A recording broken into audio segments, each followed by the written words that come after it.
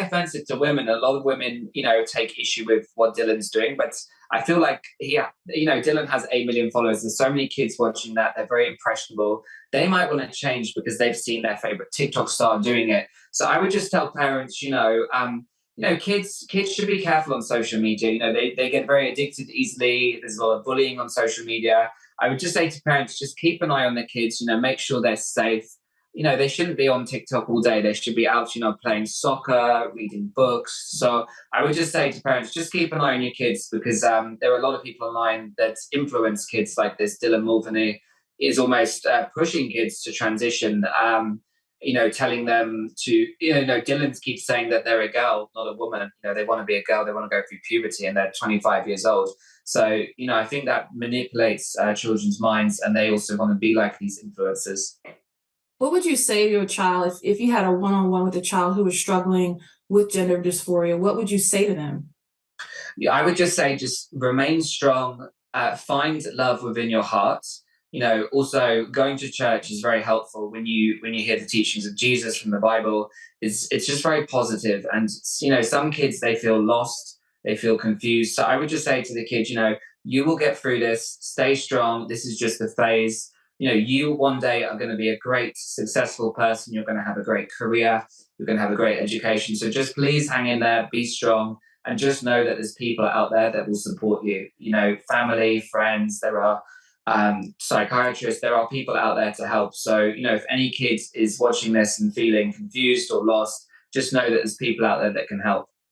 Great. And are there members of the trans community that have reached out to you since you made the decision to detransition?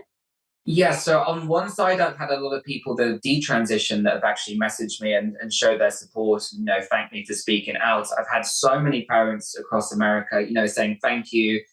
They've also shared their stories of their kids, struggling with gender dysphoria. So I've had a lot of messages, but in terms of the hardcore trans lobby, the very, very kind of far liberal trans groups, they have been really, really harassing me like nonstop on Twitter. I've had so many direct messages, death threats, harassment, and it's just why would anyone want to do that? Hate, God and Jesus are all about love, spreading positivity, helping one another, kindness.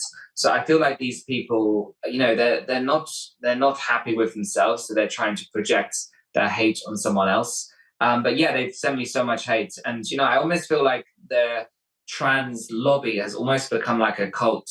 So they are pushing these ideas on children.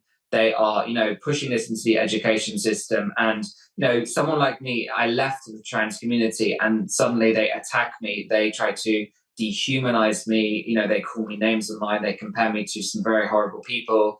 I saw one tweet was comparing me to Hitler, like really, really horrible things.